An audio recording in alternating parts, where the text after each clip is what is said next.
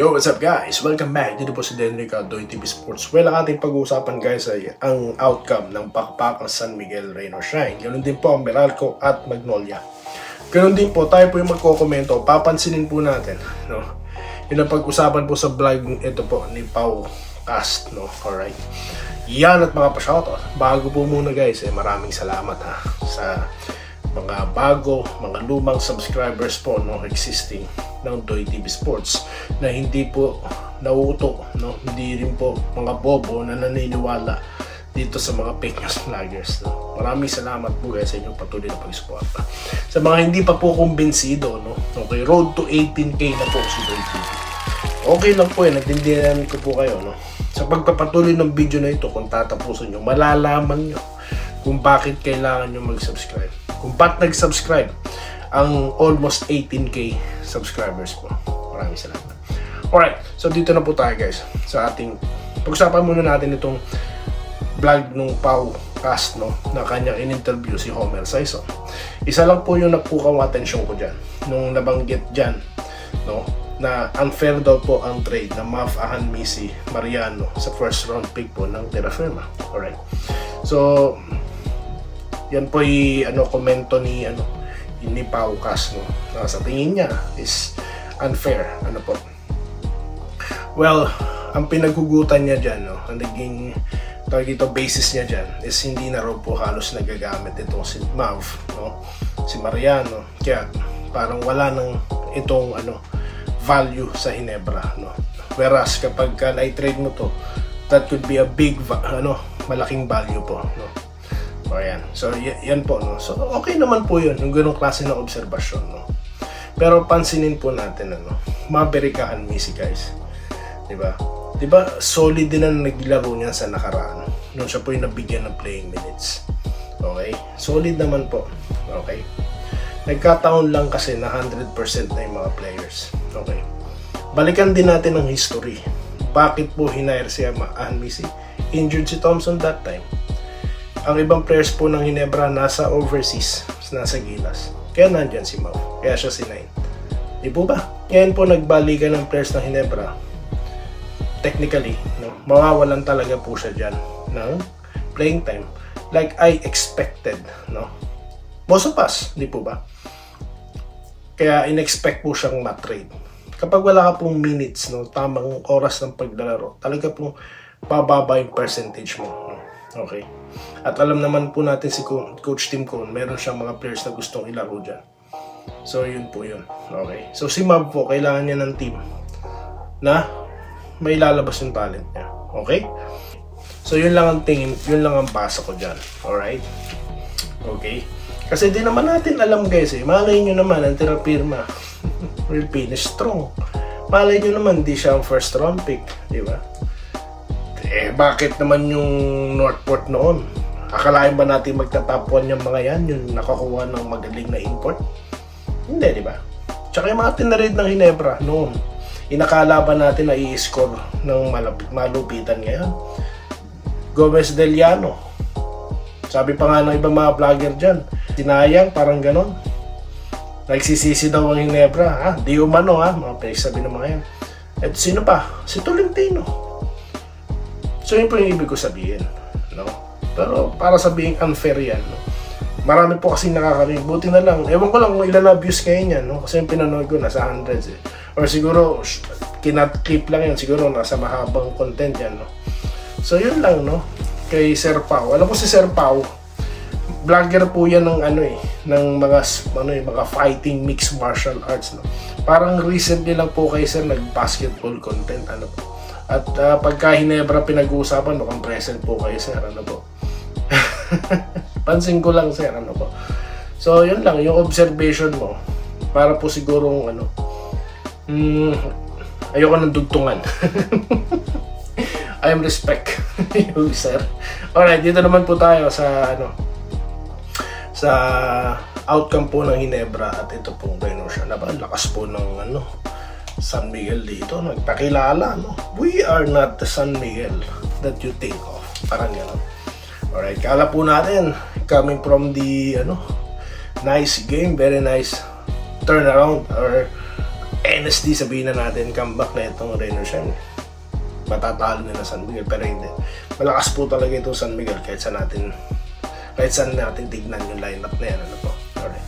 So congratulations San Miguel, nakabutas na po. Okay? Alright, so parehas na po sila ng Hinebra. Sa ilalim sila. Pero who knows, no? Baka sa finals din magkita-kita. Tignan natin. Alright, dito tayo sa Magnolia Chicken Timplados naman, hot shots. At ito naman po, ano kalaban nila? Meralco. Sabi ko naman sa inyo guys, Meralco is a team na hindi dapat baliwalain. Kasi nga po, championship contender yan. Dahil nag-champion sila sa nakaraan. Healthy na po mga players nila. So sa umpisa pa lang po, no, bago magsimula PBA, nagsasalita na ako rito. Meralco is one of the team. At yan na po, they show me. CJ Cancino, wow. Who can stop this guy? Ang galing, ang galing. So congratulations po sa mga taga Meralco natin dyan, no? Okay? So, shoutout na po tayo. Maraming salamat nga po pala sa node ng ating shorts, no? Yan. Kung napapansin nyo po, may mga short videos po si Doy TV, no? Bali, ayan na po, no? Pinapakita ko dito po na aside from, vlogging ng basketball, particularly PBA, I have my life of my own naman. A day in a life. Vlog. Alright. Okay, wala lang, no? Kung gusto nyo panoorin nyo kung nasa sa inyo po, no? Wala lang, it's nice to share this kind of videos lang guys, no? Okay. Dito po tayo sa ating nakaraang content, no? Sir Robert Kayabyab na laging present, maraming salamat po. Josie Pineda, no? Maulan na hapon dito sa Pilipinas. Early watching ako now dahil Sunday. Sinisi ni Steel ang self niya daw kasi nagtalo. Yes po, salamat. Yes, welcome po. Dito po tayo kay Ma'am Irene Kiles, no? Maulan po.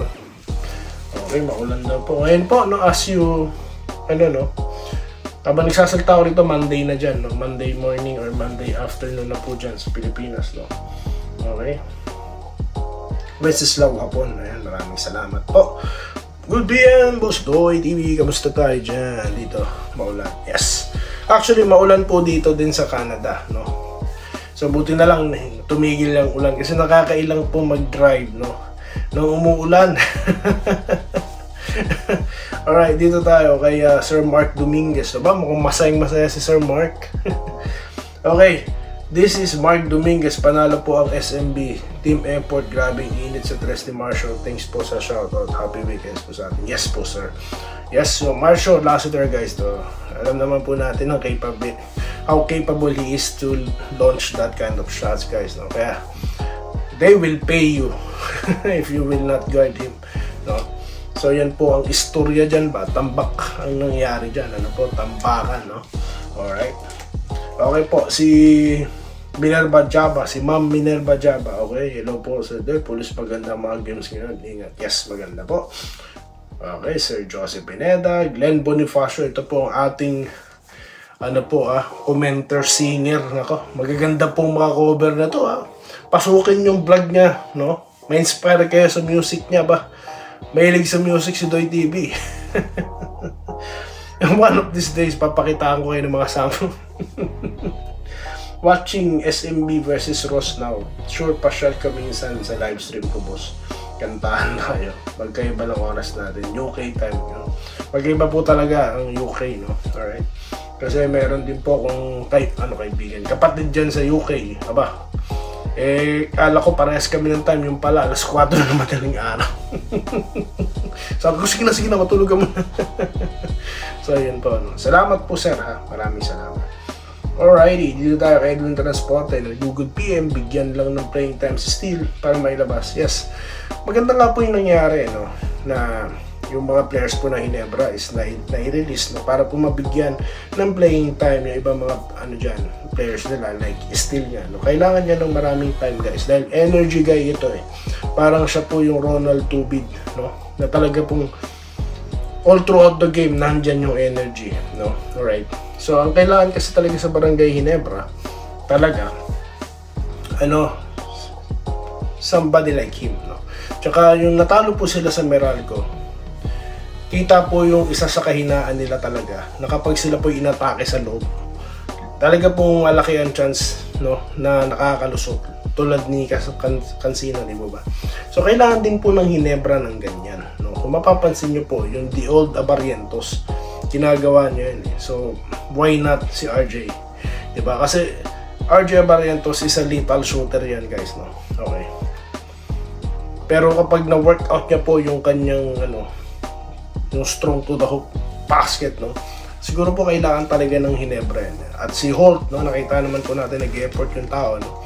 Siguro more on lang emphasis, no, sa pag-atake sa labas. Para naman po kasi kailangan ilapit yung bola sa loob eh. Mahirap po kasi pag humahabol na yung players, yung team, hindi na po nagpapasok ng 3-point shots eh. May epekto na po dahil yung momentum is already shifted. No, maganda po di naman po sa pinangunahan ko ang play ni Coach Tim, pero yun po yung napansin natin as fan. No? Lalo naman po masama kung mag-iwan po tayo ng ganyan, no? Alright. Gillian Katukod, no? Shoutout. Mark James, no? Shoutout po sa Gusado family. Sir Archie Makirang na laging present. Andresito Alantaso, no? Maraming salamat, no? Freddy Sagob, no? Okay. Malakas daw po ang Phoenix pag naibalik si Wright. Things will get right when you got right. Ganun po ba yun? Vincent Nava. Myra Mingoy, no? Matinding laban. Okay, no? Nanood po to si ma'am. Man of Steel, no? Bon Ryan Cando. Sheena Romualdo.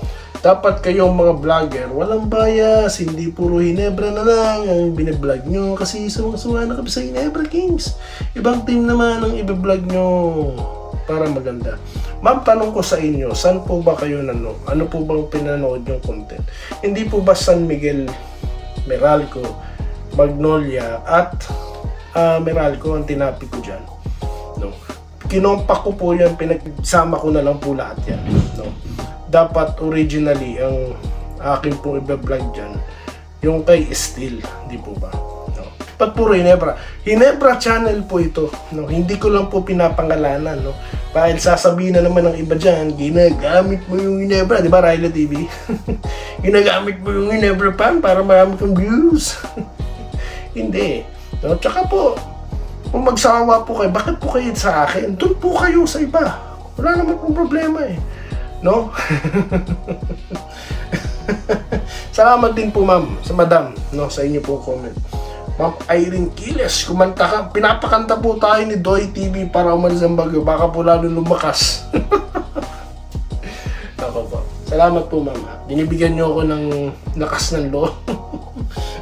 Actually meron na, no? May naka-upload dyan, kaso natabunan na po ng sobrang dami na pong basketball videos ni Doy, pero i-re-upload ko yan, no? Makikita nyo, PLDT lang sa akin, hindi purchase. Okay na yan, Man of Steel, alright. Mark James, kung sakali pong bumalik si Malonzo, saan po siya pwedeng team makakabalik pa, shoutout po. Covered po siya ng 3-year pan. Lumbas na rules na yan. Timing, no? Kasi siya umalis sa Ginebra, diba? Pumirma sa dyan sa Hinaris, no? Right? So yun lang. So yun lamang po ang vlog ni Doy TV ngayon, guys. Maraming salamat po sa inyong panonood at magkikita-kita po tayo sa susunod na video content. Dito lamang po sa Denrica at Doy TV Sports. Muli, maraming salamat sa patuloy na panonood. Salamat po sa panonood. Subscribe na para sa mga susunod na basketball at boxing videos.